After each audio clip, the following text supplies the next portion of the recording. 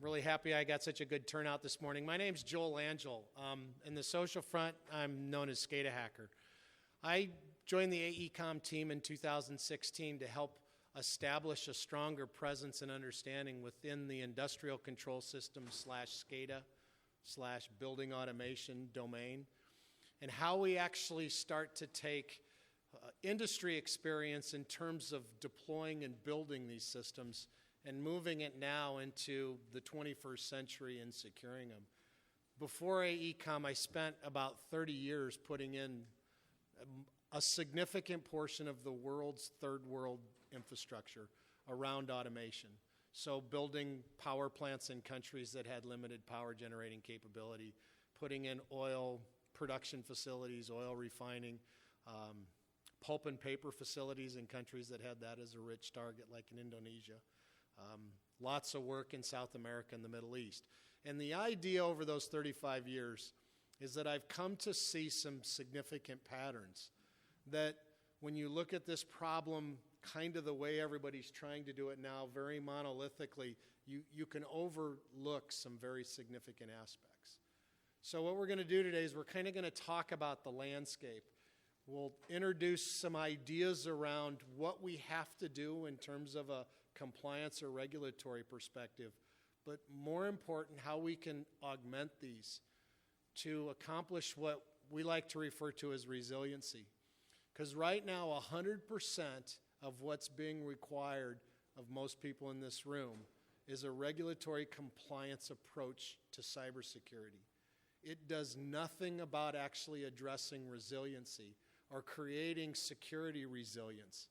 And the idea behind resilience is most of the documents that we comply with today are looking in the past and trying to address the problems of the past.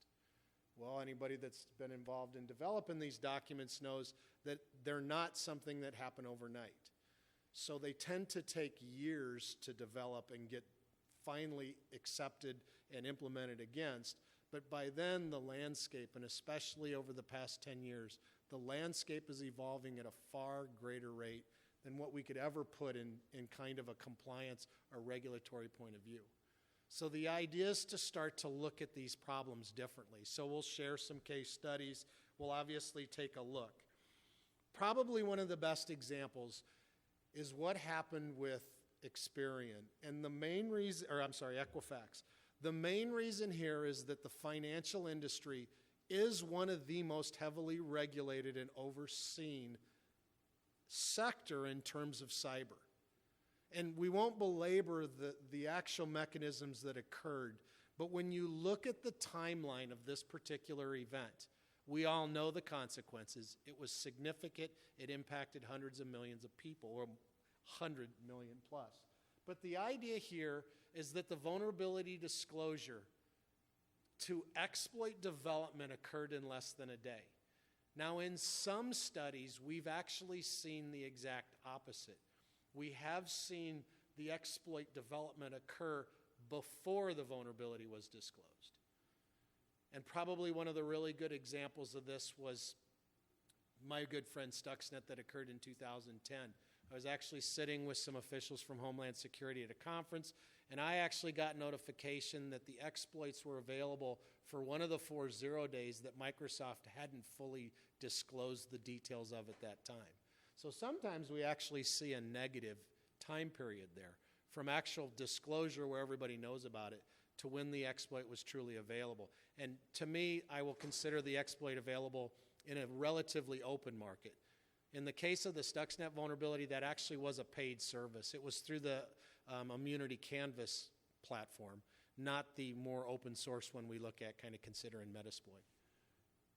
But you look at that very short window of time. Equifax was able to, which we all have to do, identify the vulnerability, identify the impacted targets, provide some level of testing that the patch is not going to cause greater problems, and deploy the patch. They did a very good job. They did it in 4 days. But within the 4 days, the adversary had enough time to get in. And one of the most important things, and you're going to hear me talk about this several times today, once they were in, they established foothold and appeared as an insider from that point forward. So this is where we start to see where a lot of these standards aren't considering how this is starting to evolve. Sure, it was a hostile adversary that came in, but once they landed, they put in place mechanisms that as soon as they patched the vulnerability at day 4, they didn't need the vulnerability any longer because they had a foothold. This problem still exists today and works very well. The recent disclosure of the Russians with their interaction with our grid and some grid providers, exact same TTPs. What they did in the Ukraine, what the Russians did against the Ukrainian distribution authorities, same basic idea. Get in while you have a hold, drop persistence, and from that point forward, your problem becomes very simple. And when you start to look at documents like NIST 853, or if you want to use the ISO 27000 family, you'll all start to see a common thread that's missing, is they tend to put a very heavy focus on the prevention of the attack and not necessarily the consequences that occur after it. So the idea here is that we have to all agree and acknowledge that cyber is changing at an extremely rapid rate. The sophistication of the adversaries is overwhelming now. One of the investigations I did, actually, I was able to tie to the same Russian campaign. I presented it in Canada because the client allowed me to actually disclose the sequence of events of the investigation as long as I provided no attribution. So what happened was we presented these details, and I was able to document and show levels of sophistication with the adversary that we hadn't seen before. Now, in the classified space, we've been very aware of this. We've been tracking progress, and we can see now that the capabilities are becoming very dangerous because it's not script kiddies just running something they see on YouTube or download. It's actually showing intent to cause harm against very specialized targets. Now, again, these targets tend to be the industrial control systems. But the idea is what we're starting to see is some basic ideas. Remember what happened in Equifax, what happened in several other campaigns. Once the foothold is established and persistence is created, you have to realize that attack is now going to originate as an inside attack. So whenever I talk about one of the first things to understanding resilience is to treat all security to protect against an insider-originated attack. People think that they mean insider as in double agent or a foreign actor actually in an organization. Sure, that can be a problem, but the idea and what we're seeing is that the existence of dropped payloads will now become very powerful because most people don't protect against insider attacks. And probably, of course, it's easy to figure out what the greatest insider credential you could ever have would be things like your enterprise and domain administrators, which is why the single most targeted organizations within corporations tends to be IT support staff. Yet those are the same people that want to create global authority over all assets. It's really a bad situation. So the first thing we say is me as an industrial guy responsible for mission essential services, whether they're weapon systems or facility-related control systems, the insider is the threat to me. The administrator is a threat to me because you're not authorized on my system. Sure, you're a system administrator. But the idea now is to start to balance this whole idea around risk versus impact. So the idea is now we're starting to create, I love this word, paradigm shift. But what we're starting to see is we're starting to become aware of the need to drive change in more than a single direction. So when we look at how this goes, in general, when I look at views on how things are deployed, and it works the same in defense as it does in the commercial space, you tend to have three very broad categories of people. You have those that will own and operate the asset. Now, sometimes the owner isn't the same as the operator, but in general, we clump owner-operator as the person that lives with the systems after they've been commissioned. You then have somebody that makes the stuff, whether they make applications, They make operating systems, they make hardware platforms, right? You have the people that make the products. And then the third party that comes into play is the integrator. Sometimes the guy that actually makes it, the vendor, is also the same person that would integrate it. But what we start to see is that, and this is something that unfortunately most of the documentation that exists around security fails to understand the three very broad categories of these people. I'm very active with Homeland Security because they have a pretty good public community. For industrial, it's called the Industrial Control System Joint Working Group. The reason it's proactive is because we can bring together a good balanced crowd of defense, or let's just say the federal side, plus the commercial side and the vendors. So we all get together, and it took 5 years for Homeland to even accept the role of the integrator. Because the reason the integrator comes into play is that is truly the person that brings everything together. The owner states requirements, the vendor should deliver capabilities, but the only way you can ensure those capabilities are actually implemented is by a vendor that knows how. So in comes another second story.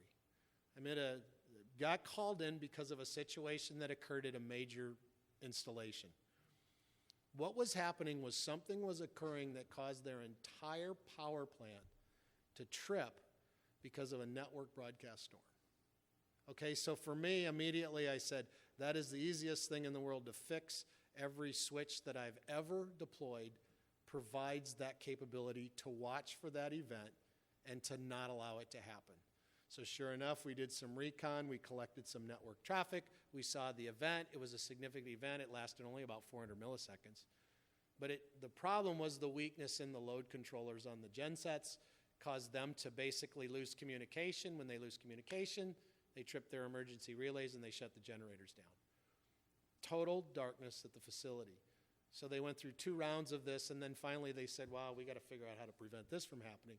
But the fact is that the integrator, all of the equipment that was delivered for that installation could prevent that problem from happening. But lo and behold, the little integrator person right here didn't know how to do that step. Because again, the vendor of the product is going to deliver a product that meets capabilities of both high-risk and low-risk installations. So it's not that they're going to come pre-configured. It depends on that integrator to have mission-specific data in order to configure the system appropriately.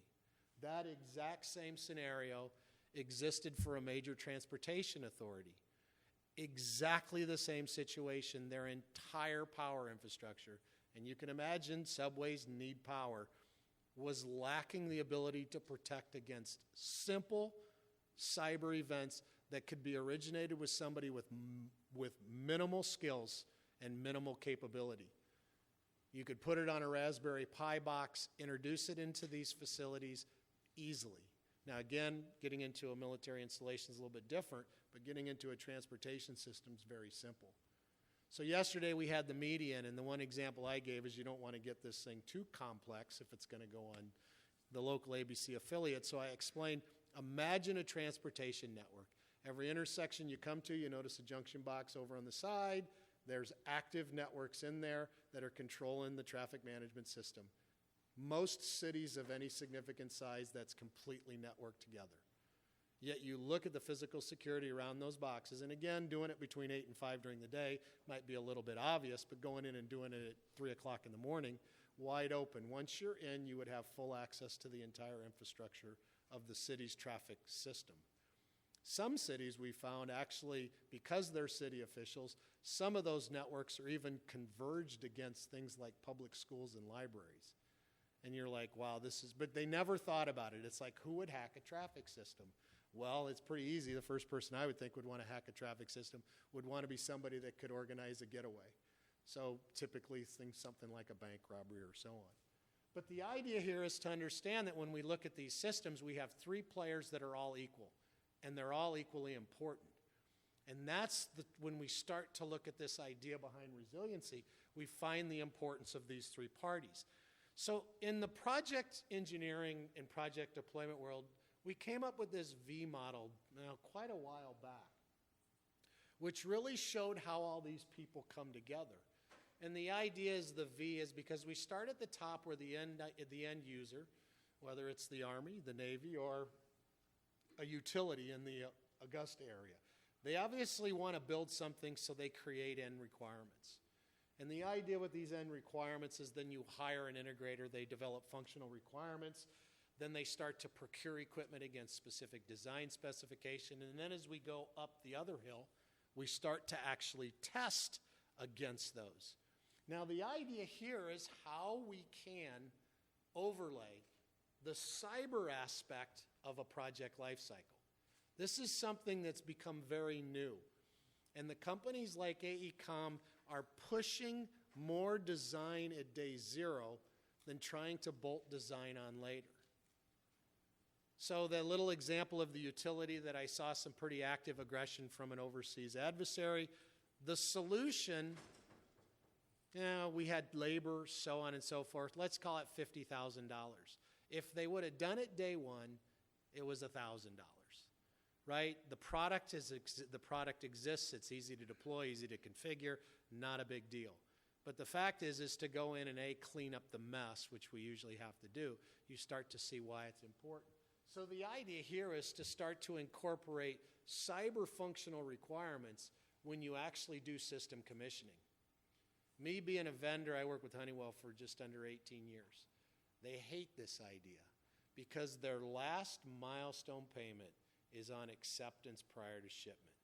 So they don't want anything to occur at that point in the project lifecycle that would cause that system to delay. So if you can make it over to our booth at 021, I'll show you what I found on one of those systems. The problem is that for them to fix that problem isn't something they could do by putting a couple engineers on it and solving the problem over the next coming weeks.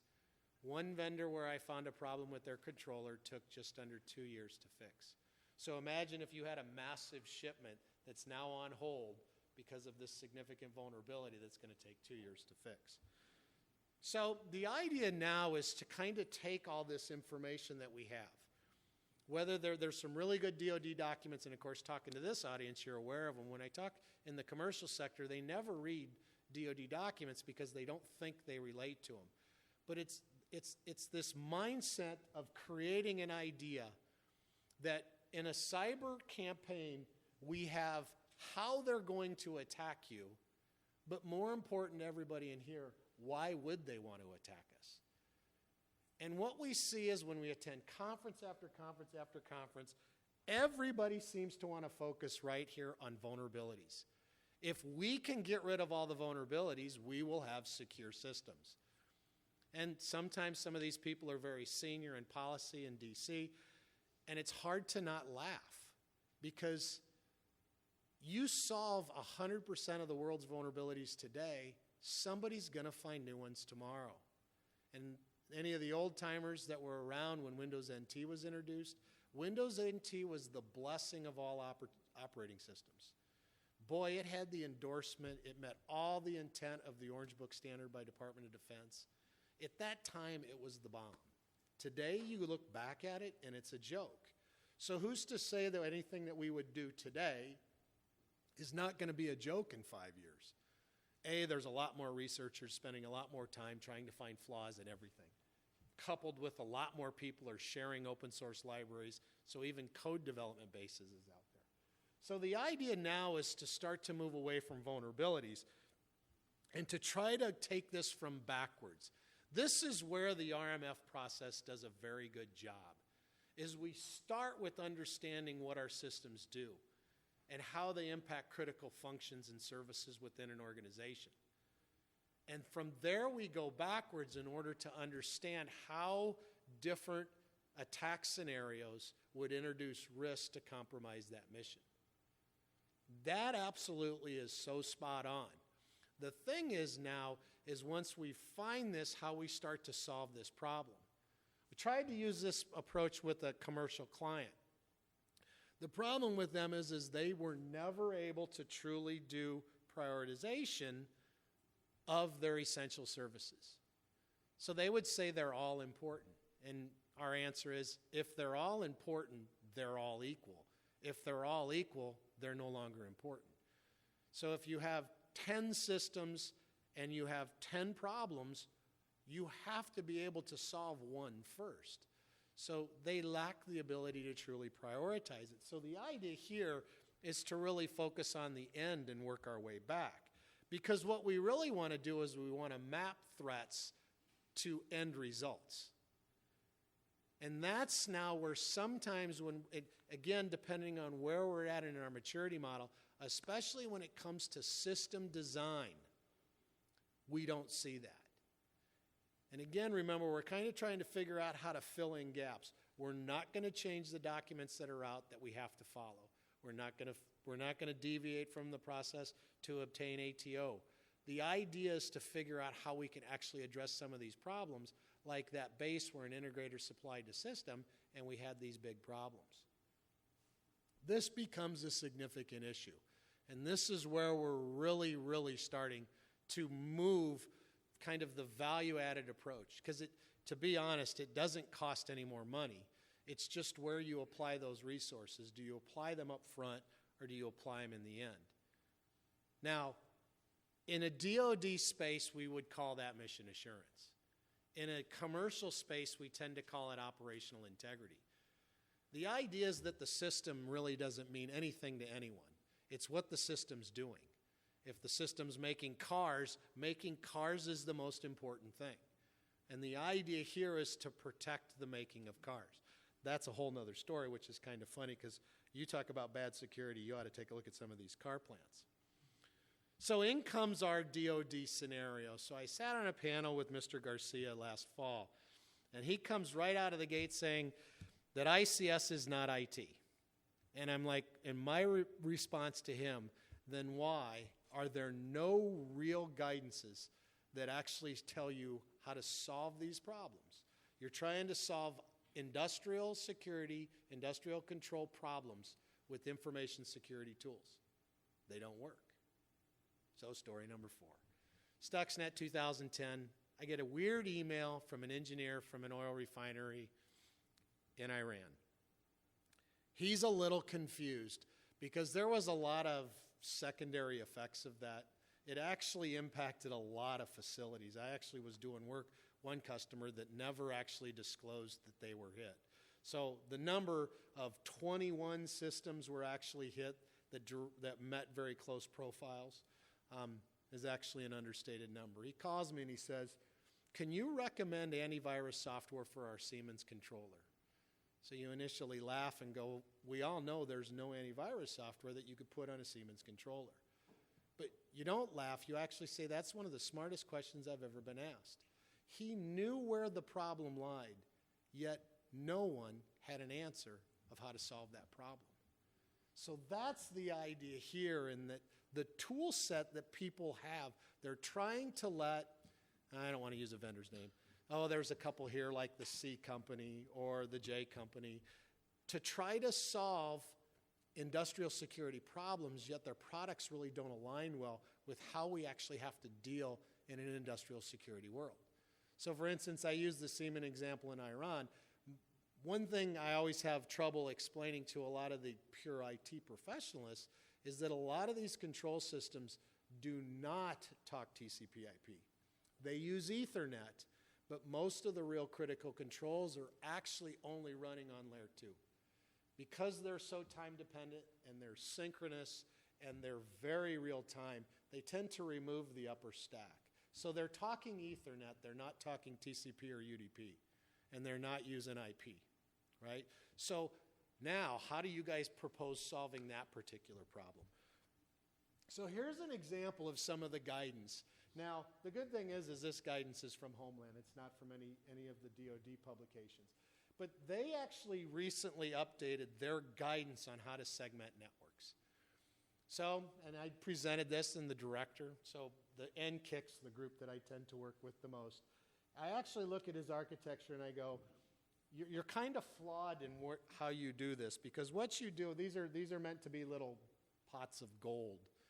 So anybody that knows IT security, the number one target you want to hit are domain services, right? Because once you get in there and you get access to credentials, you really own the kingdom. So in the ICS world, it's the same basic idea. What you want to go after is the engineering infrastructure. Because the engineering infrastructure tends to A, run at high levels of authority, and B, have access to a lot of the lower level assets. So in this particular case, Homeland puts these two on the same particular zone of a network.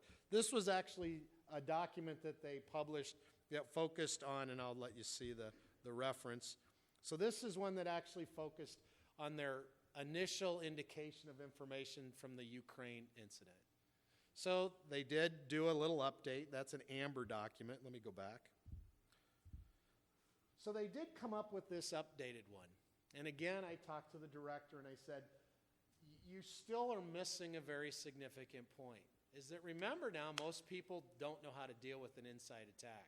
Remember that in our initial scenario, once I have foothold, I'm going to appear as an insider, usually because I'm going to have full network access. Not inter-LAN, but intra-LAN. So in this particular case, they do the same thing, and I'll try to zoom into this guy. And you can see where in a network, they put a domain controller, the engineering infrastructure, and the actual application all together. Now, you know what that looks like. If you follow anybody's model of a core distribution access, typically those will probably be no more than the distribution network. And usually they're actually on the access level network. So they all come together on a single switch, or switches, that all share a common LAN with, I've never seen ever, access control lists implemented at that level. So any device on this network has IP and TCP/UDP access to any other device on that network. Because this is what, hey, these guys are the authority in this space, right? I'm not being sarcastic, I'm trying to lighten it up. Is that this is what they're telling people to do. They say that this is a good design. And I said, you guys are really, really missing the point here, because you have to assume if one of these devices gets compromised, what is your consequence associated with that compromise? And that's why, again, you're kind of wondering, well, how does this deal with RMF? Because that problem is not caught when we do these evaluations, because there's no guidance document that talks about it. I was challenged by a customer when he asked me to say, prove that what you're saying is right. There's not an internationally accepted standard that says this. There's only one document that does, and it's the ISA industrial standard on cybersecurity, the 62443, or some people know it as ISA 99. It's the only document that talks about how this is supposed to be segmented. Are you talking about separating user VLANs from a distribution? Well, typically in here, these won't be VLAN. Okay, because they're transactions of whatever separation. Yes. Yeah, but what we're going to do is we're actually going to take it further down. So that's the number one. That's actually a really good question. IT tends to like to do VLANing. Problem with VLANing is then you need to introduce layer 3 devices. And for me as a security guy and all the cyber guys in here, VLANs are not security. VLANs were meant to separate broadcast domains. Has nothing to do with security because it's very easy to VLAN hop and so on. So the idea that we were trying to drive to is to start to separate zones and create what I call microsegmentation. And microsegmentation then uses capabilities that you already have, but you've never turned on. So let's kind of zoom in on my model. So this is something that I developed and gave to Homeland. Active Directory servers. Active Directory never originates sessions with clients. For authentication, that's what I'm saying. I want to make sure that this is only the domain services function on an Active Directory box. Should never start talking to a client. The client comes to him for authentication, whether it's process authentication or user authentication. So, why do we let an Active Directory server have full access outbound on a network? Remember, once you compromise an Active Directory server, if you pull that encrypted database, which we all know is not that hard to do, you own the domain. You need no more vulnerabilities from that point forward. So the idea here is, why are we not putting mechanisms in that prevent the Active Directory services from generating new traffic on the network? People say, well, that really makes a lot of sense. Never seen it.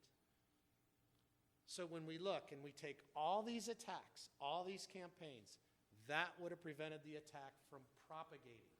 It did not prevent the attack from initiating, but it prevented the end result.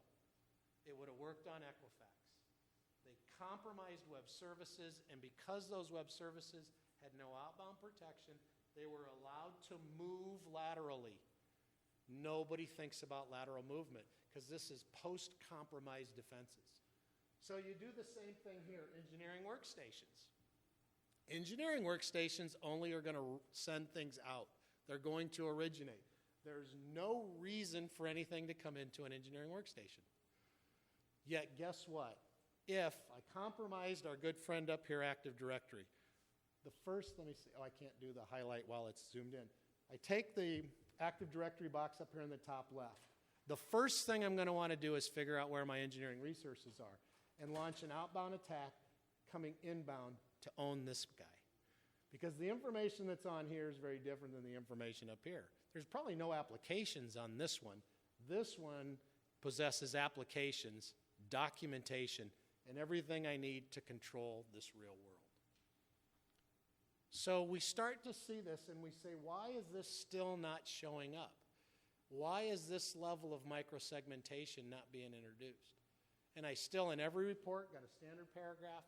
The number one way I recommend people to secure difficult to patch applications is through the deployment of these kind of controls. You'll see if you stop by our booth at 021, I got some things we use. Still selling them today. Not me, I don't make them. I helped develop some of the collateral. Still using them today to secure XP boxes in Windows Server 2003 because some of these applications we can't get rid of them. And then the last thing I'll mention on this is our little red down here, safety systems. I'm sure most of you guys have heard of the Trident Attack, the attack against the Triconics infrastructure. I'm a TUV functional safety engineer, certified functional safety engineer. I got called as soon as that hit. The first thing I said is, A, that software is not supposed to be running on an operational system. The Triconics TriStation software, which is what the attack targeted, was not supposed to be running on a truly compliant architecture. Because what they did, the TriStation software in the Trident case is exactly one of the engineering components. You use TriStation in order to configure the safety controller. But once the safety controller is configured, you're supposed to remove all those services if you're following the standard, because no modifications are authorized on that system. So the idea was when the attack happened, I go, anybody that follows any realm of a standard or best practice would never have this as a problem. So again, there's this whole mass of people saying how serious this attack was. Most of us, most of the major oil companies I'm very close with, because of my background, we all said no risk to us because we know better than that. So the idea here is to start to build this resilient architecture. Because what the resilient architecture does is it's actually not trying to prevent everything from happening. It's trying to minimize the impact should that occur. So moving away from the how and focusing on the why. So there's a lot of things over here. Again, it's interesting because the ISA 62443 standard set really focuses on the creation of security zones. I have a hard time finding that clearly delineated in either the 27000 series or in Special Publication 800. The idea is that the concept behind zones is it allows you to create grouping of assets based on a variety of categories or classification metrics like ability to patch, types of users, whether it's a semblance of high-risk users like administrators or engineers, or low-risk users that tend to be operators that have very limited access. And then finally, this idea of scope of loss. What would be the impact if that particular asset would go down? So, for instance, an application server on an industrial control system would have far higher risk from a loss than something like a communication server to generate messages for information purposes. And then the idea is to create these trust boundaries, which is kind of what we tried to show there. So our Homeland Security in their document, if I go back one, only has a few zones. The idea, and because they didn't actually create any subzones here, the idea is to create those level of subzones based on a more granular level of classification and risk management. So again, it's like, now maybe this is starting to see why we get into this RMF process. The last piece on here is when we look, and the new buzzword I'm starting to see all over are these ecosystems. When we take any system, whether it's a military installation, a commercial facility, or an infrastructure provider, we all have this ecosystem that really combines three very separate types of systems. Of course, we know about the enterprise information systems, the standard stuff like PeopleSoft and Oracle and Microsoft infrastructures, SharePoint and Exchange and things like that. But then we also have this other component, which are the subscribe systems. So probably the single best example of the subscribe systems are our telecommunication providers. And I'll give an example of why they slip into this more and more. When we start looking at things like smart bases, smart buildings, smart cities, they become one of the number one key areas of concern because that is one thing that's shared across all. So everybody's saying, okay, we're trying to think about how could he make this work with NIPR and CIPR? Well, I'm going to take it a different way. If you look at a building that has those facilities, those buildings depend on this in order to remain operational. So you have no network if you have no power. Look at the classification of the power management system in a lot of those buildings. They don't have the same classification as the classified infrastructure that those buildings possess. Yet, in order for any of that stuff to work, those systems must be fully operational. So now you begin to see that people can coordinate attacks against certain systems that represent significant risk and value with other systems that are kind of neglected because they're not classified on using the same metrics. So when we start to look at RMF, it's like, have you given that perspective to your problem? We take that base where a simple Raspberry Pi shuts down all power to the facility. Obviously, it wasn't thought about there. Same thing occurred at the Transportation Authority. Exact same situation. The idea is that any one of those now becomes an infection point of which you can cause impact to the mission's function. So some are starting to treat it this way. But again, what's interesting is when we look at the documentation associated with the acquisition side of those systems, it's not really provided at that level of detail. So you hope they actually catch it as part of the commissioning process, but it's not always guaranteed. And then down here I kind of throw in some of the other things. The typical person, usually this comes into play when we have service level agreements with vendors. It's always nice to have the same person come back to the same facility, but today a lot of people are trying to reduce their costs as much as they can, so they'll send whoever's available. Then you always have, of course, all of the environmental aspects of this particular event as well. So this ecosystem becomes very balanced. And now what happens is, and last week I talked at a transportation event. I live in the country in Wisconsin. I showed them a farm scene that has silos. Here's where we always run into problems because we have these silos built up. And unfortunately, when you start to look at an ecosystem, consider it the farm, not the silos. We have to tear down the silos, and everybody has to start working together because a lot of these different interconnections people are missing when we start to look at security. So I put this together a long time ago to show how sectors actually are interdependent. And again, the idea was to show both commercial and federal.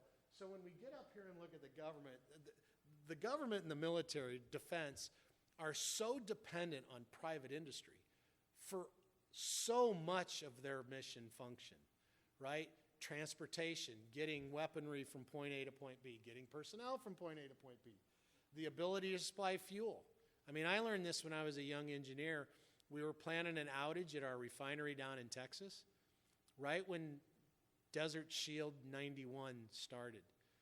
And they said, you're not shutting down that plant because that was a strategic manufacturer for jet fuel for the Air Force.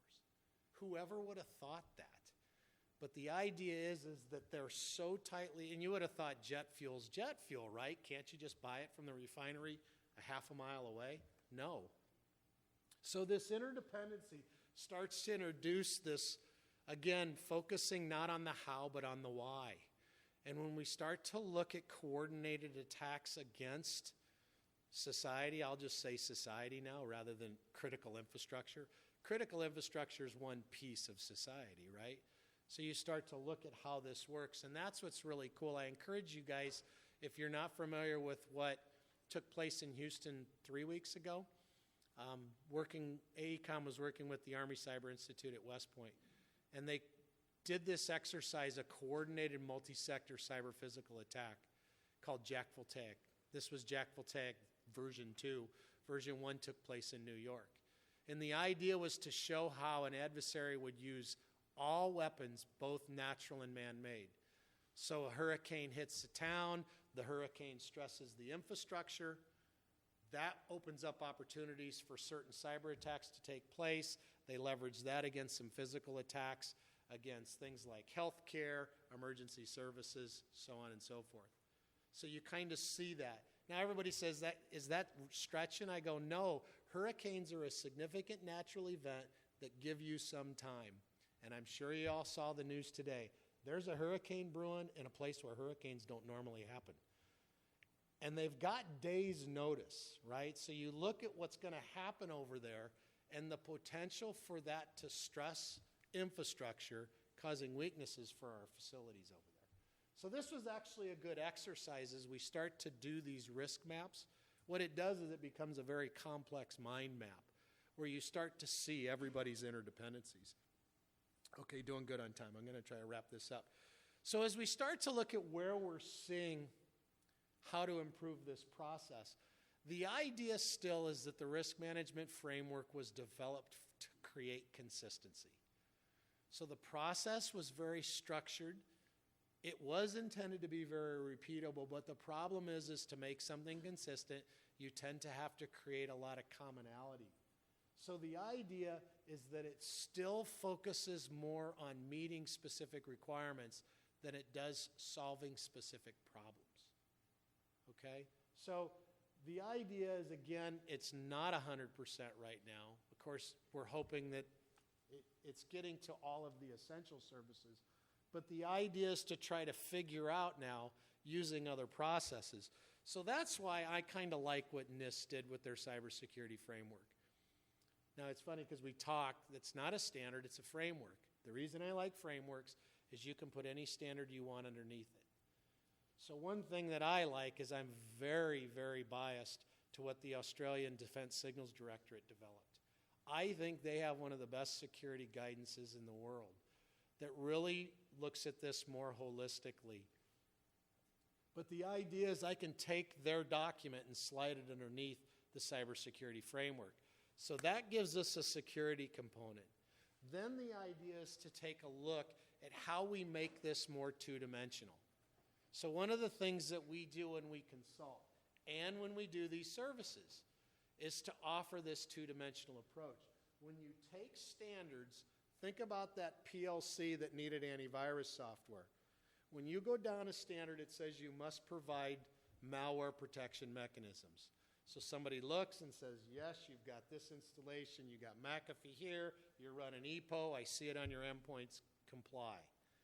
The problem is when you actually create a second axis that breaks your assets down by their functionality, whether they're network devices, embedded devices. What I call a platform is like the operating system and the box it's put on, because Windows Server 2016 is Windows Server 2016. The applications that we put on there customize it. So whether we put Oracle on there or Microsoft SQL Server as we start to build out an application environment. But the idea now is to see how well you can check off, how are you putting malware protective devices on your network switches? And people kind of look and go, why would you do that? Well, why not? If I own your network, especially if I can own your network perimeter, then I can then allow my traffic in and out as I see fit.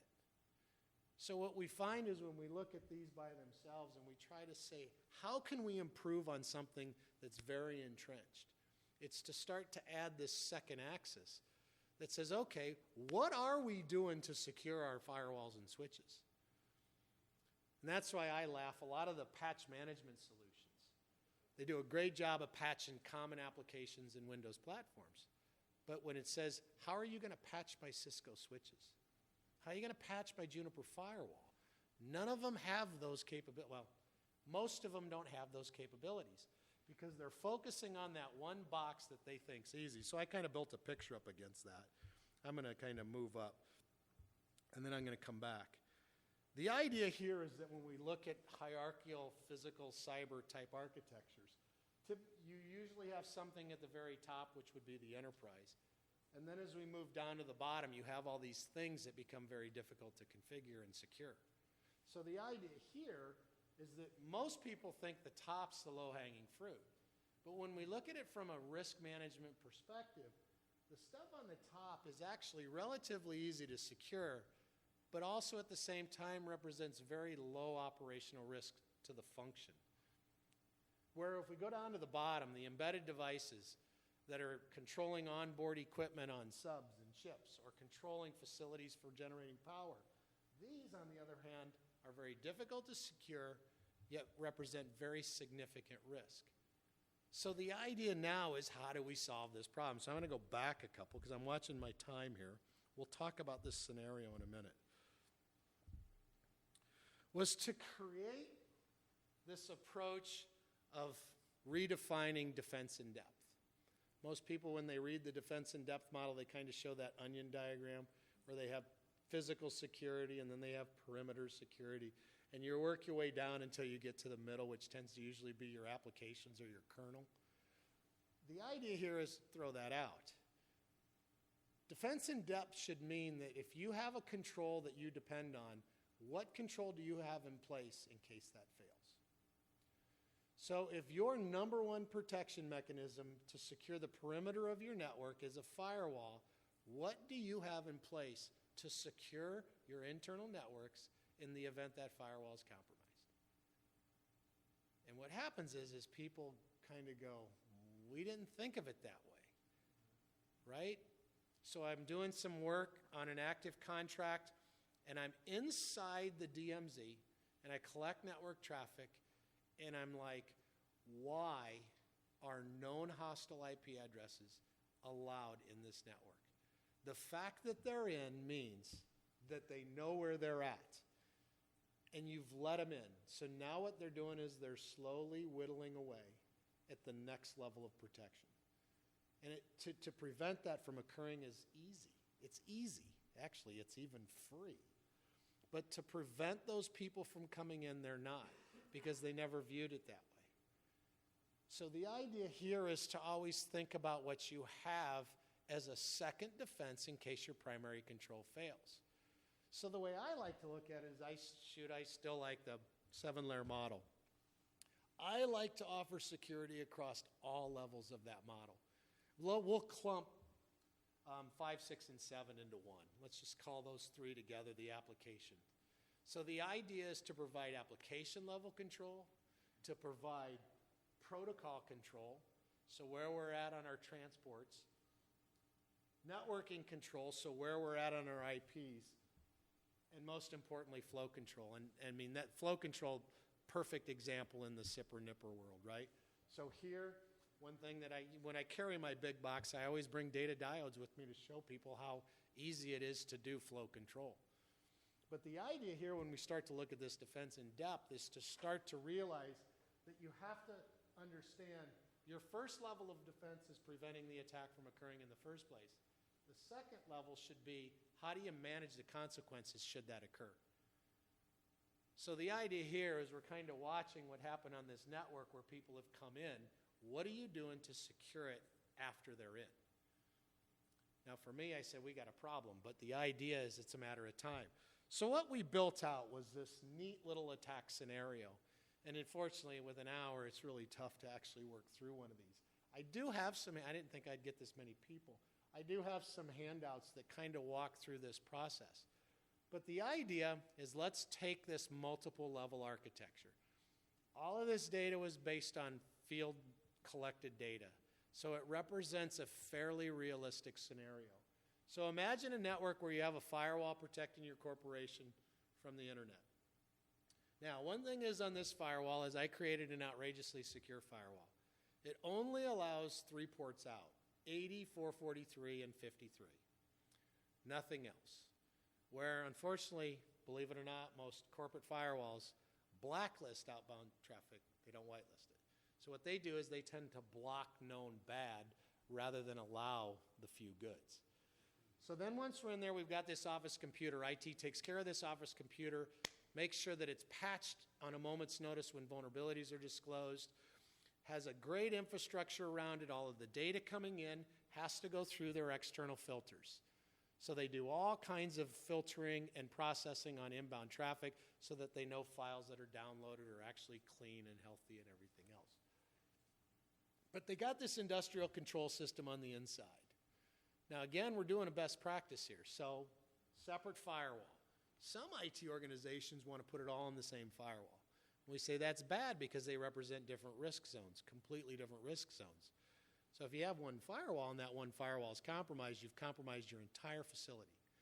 So we got multiple firewalls in here. It's used to isolate traffic. Now, inside that firewall, no USBs allowed. None of that type of bad stuff's allowed. So the idea here is that you'll download updates to the office computer. They're all verified and checked and made sure they're healthy by all the tools that you have on that machine. And then that engineer copies those files through the firewall, places them on a file server. And then once we're inside here, we've got all the good things. We've got Active Directory implemented with separate accounts for engineer, operator, and administrator. We've deployed group policy objects. Everything's really good. So we got a good secure architecture. So here's the scenario that I actually developed. Now again, some people have seen this and they actually stopped me after step 1. But the idea here is that A, we're going to use a client-side exploit. Client-side exploits are very powerful right now. It's becoming more and more difficult to compromise current generation operating systems. But the client-side applications are very, very commonly the targets. That's why everybody's got an iPhone. There's one thing I know about every single person in this room that's got an iPhone. You've got iTunes. Somewhere you've got iTunes. So iTunes is kind of a hot target now. But in this case, I like to use Adobe because in the open source world, there's a lot of good exploit development for Adobe. So what I do is I put an exploit payload inside an Adobe file. You open the Adobe file, the exploit executes, away we go, compromise that computer. Now, because that computer is not running any kind of an application whitelist, it actually is allowed to run because, again, we all know all the cyber offensive guys in here. You develop custom payloads, they're very hard to detect. So if you use a canned exploit, they're going to trigger. But if you do custom developed exploits, which are easy with the tools, it won't trigger anything. So we've now got a foothold. Once we got the foothold, we see when the breadcrumbs that are in the MRUs or most recently used list inside, that this guy actually has access through the firewall to this device. So now you're all of a sudden you appear as this person. So we have now shifted from an adversary and external over here to an internal. So everything from this point out is going to appear as though you're this insider. Once he's on the Active Directory box, because he's the administrator of this inside network, we have access to the SAM file, which means now we have all the user accounts for everything else. And as we move further down, by the time we get to here, this is actually a simulation I use for training. Once they're here, there's no vulnerabilities on here. And you have to get through this device or this device in order to get to that controller. Because people will argue, hey, you can't do that. You're dual honing networks. 50% of the vendors that make these products encourage dual honing of networks. And the reason is that it requires one extra compromise step. So half the major suppliers do dual honing. They have an information network and then they have a control network. So the only way to get to this red network is through one of these two devices. But remember now, because of a mistake up here, I have credentials. So I'm able to use PS exec, which was probably one of the worst things ever invented, driven by IT administrators, so that they could remotely administer those boxes. So using PS exec capabilities, we're able to plant the payload in here. Once the payload's in here, it has full control to the controller and it's game over. And when you actually look at this whole scenario, it's very hard for any of the security controls to pick it up. The one trigger that I talked about a few minutes ago was once this device is compromised, he becomes a pivot point and we start sending connections outbound. That would have triggered a lot of things if they were monitoring it. But again, I've never seen a facility that actually looks at flow data once we're this far in the network, because nobody thinks that there's going to be adversarial action at that level. So, that's a lot of material for 45, 50 minutes. So, we are at the end of this session. We can certainly do questions. We can move down to the booth. So it's up to you guys. Yes. I have a question. So we talked about what do we call them, industrial control systems or control systems or scale, whatever you want to call them, right?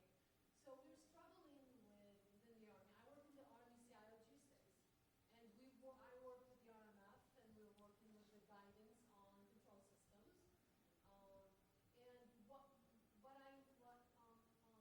of interest in your discussion is how we address the devices that are not IP addressable versus the management system or the upper layers where we put that are IP addressable, that are talking to those devices. So if I have a sensor or I have a meter or I have something that is really pure, I call them electronics, right? They just do a specific function, but they're talking to IP addressable devices. Yep. I did not see that distinction in your discussion and how you would address it, because we're trying to separate to see if you're IP addressable, you will be vulnerable, you will be seen on the network, you will be subject to all those stuff controls that were in place. Once you're below, so what is the nature, of attack, and how do you address those? So that's actually really good. So that's why I am such a strong, well, of course, I'm a voting member of the committee, of the way that 62443 is looking at this problem. Because what you just explained verbally was the establishment of two different types of security zones. So the one security zone is that area that's actually Ethernet-based devices that tend to have limited capability for security versus the IP-based devices that do. So the one thing that, and again, I can't understand why 27,000 and even the 85382s don't introduce the concept, if you have two assets, you've got the white asset here and the black asset there, if you can't secure those two devices, you typically can secure the communication conduit between them. So the idea is to start to deploy more conduit-based security than asset-based. So in that particular case, there's a class of gateways that are designed to manage that flow and provide protections at the network level. Because the only way these two devices talk is through an Ethernet cable and an Ethernet switch. So the idea is deploy the control on the communications if you can't deploy them on the end. Now what's neat, Siemens learned a lot from Stuxnet. They're the first, and people are starting to develop it. There's a couple companies that also have it, but Siemens was the first out of the gate that actually started to put secure network interfaces on their embedded devices. So you could now, rather than have it in the middle, you could put it on the device and secure the communications in and out of the device. And hands down, that would have prevented everything associated with Stuxnet, plus everything that all these other attacks have shown. Of course, the question is, why isn't Schweitzer Labs doing the same thing? Why isn't Rockwell doing the same thing? I don't have an answer to that. But the idea now is to think, I got to secure what's happening. We want to secure the events and activities. So if we can't do it on the endpoints, we do it on the tube that connects those endpoints. Okay?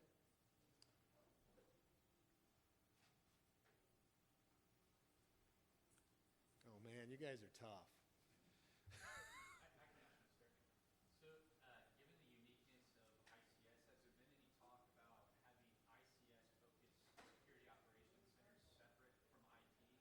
So you have those security-minded folk focusing solely on the ICS, not separate IT systems? That's actually a really good question. What there are is there's a new breed of providers that are trying to do that. And completely agree, because the one thing that's important is that, and I always call it the big red button, the BRB. In industrial, the ability to enforce a negative action that could impact operation is usually owned entirely by the people that are operating those systems. Where IT, it tends to be something that can be off-site. So there's some companies, actually the one that I'm most impressed with, they're all a bunch of ex-NSA guys. But their approach is to start to create localized industrial SOCs that are used then as a jump to a centralized IT SOC. But the idea is that and I've worked with a couple chemical companies to do this same design. Actually, even on a NAVFAC bid, we position this. So the idea is that you do have a buffer SOC or security center at the plant, so that under no circumstances, both intentional or unintentional, could any act be pushed against the plant from remote. So you have a local dashboard, the local ability to view, let's just call it localized data, and then you use the broadcasting up to a central where you can then coordinate events across multiple facilities, do all the correlation against threat intelligence databases and so on. They are starting to show up. Now, their acceptance is interesting, and what you're seeing is some of the ICS vendors, the Honeywells, the Siemens, those companies are offering their take on the solution.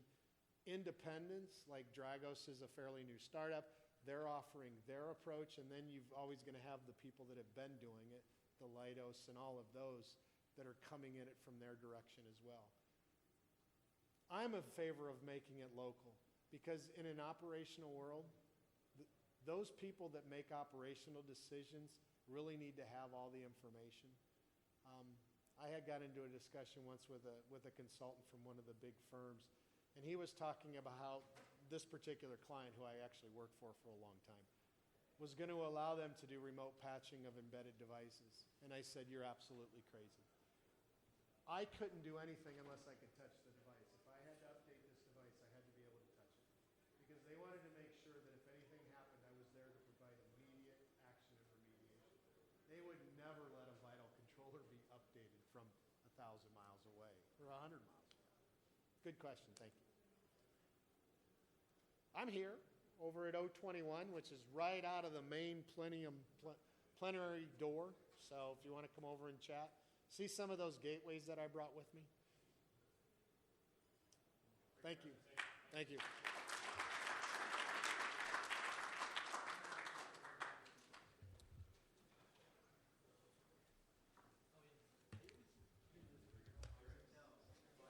Hi.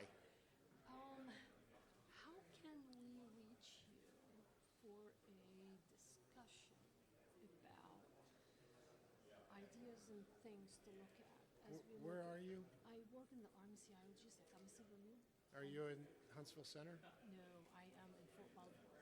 I'm in DC. Oh, okay, okay. Hey, thanks, Carlos. But I was wondering, and I know you are a contractor, I'm assuming. Yep. And I know there are some limitations sometimes in reaching you without being able to compensate you for your time. But I was wondering, since you support the Army, is there an opportunity for an hour or 2 hour discussion? Oh, yeah. On I know there these obviously is, because they just did it last things, week.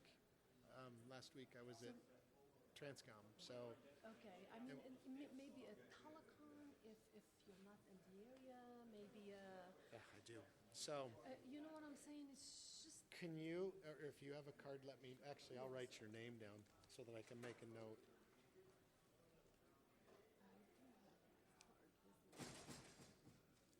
See, that's why the 6 is always the group that we like to focus on, because the 6 understands it. Yes. Sometimes if we have to deal with the 3, they don't. yes. So, and because the 6 are the people that actually own all the risk, right? We do, and we with the guidance and policy, and I really wanna be able to begin to really focus on what is it I wanna start with, right? There's a lot of activities, a lot of discussions, but people, the problem with the control systems is that you have to have some engineering background. You do have to have an engineering So background. I'm an electrical engineer, and then I have an IT, master's in IT.